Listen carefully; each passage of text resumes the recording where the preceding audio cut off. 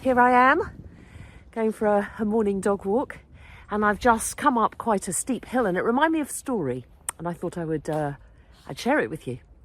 So there was a young man, and he lived in a village, and he'd lived in this village on the edge of the woods for years and years, and he had loads of ambitions. He was a real driving force, and he wanted to do well in life. He wanted to make money, be successful, and he had a longing. And so he decided to set off, because he heard, as he sat around the village and listened to the gossip, that up on the tall hill, the big mountain behind them, there was treasure. And he thought, I only need a little bit of that treasure and I'll be able to set myself up in life.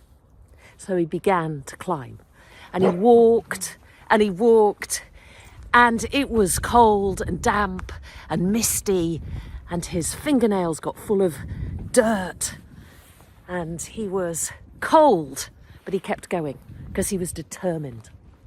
And as he went up the hill, he started to reach the top, a plateau, and it was the most stunning vista he had ever seen. And it took his breath away.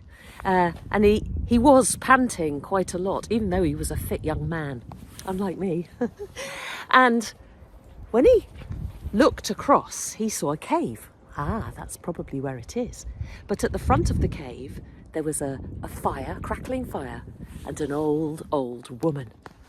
And he went over, and he thought, I wonder how I can get into that cave, because I bet that's where the treasure is, without her stopping me.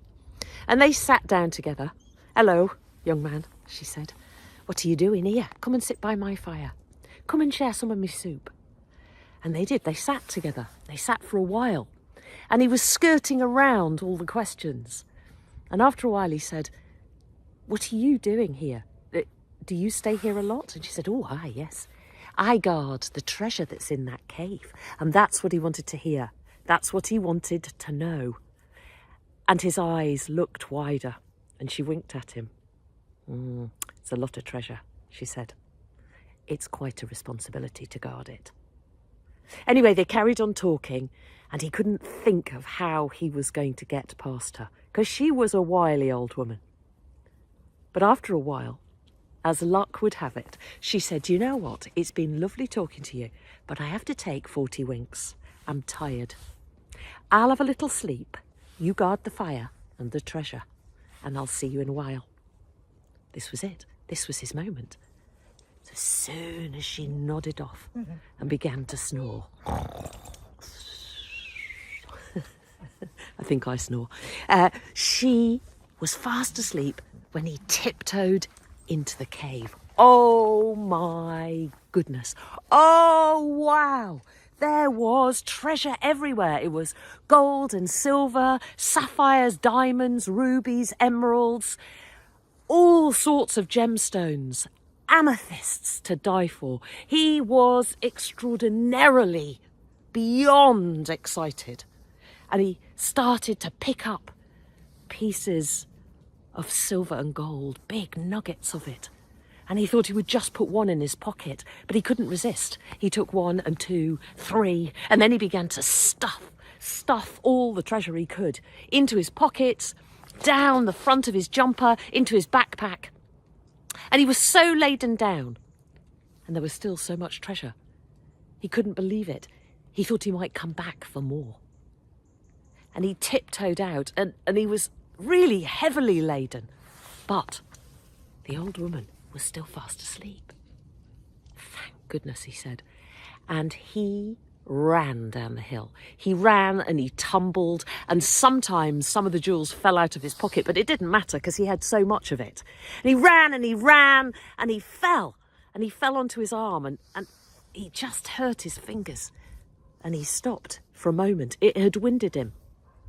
It was still cold, it was still icy, but he was hot with sweat, hot with passion, hot with excitement. His heart was pounding. And in the distance he could just hear the birds and little crackles of falling rain. And he stopped. And he turned round.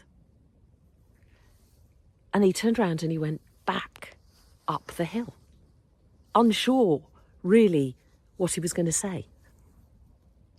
And when he got to the top, the old woman was awake. "Oh, look at you," she said. "I wasn't expecting you back. What have you done? Have you come for more?" And he sat down and his head bowed and he felt quite ashamed. And he began to pull out some of the riches and the treasures and the jewels that he had in his pockets. "I'm so sorry," he said. "Oh, well, dearie, if you want more, just go and get it." No, he said. "What I've realised is the treasure that I really am seeking is whatever it is that you have inside you that allows me to take all of these jewels." "Come on then, dearie," she said. "Let's sit down and chat a while."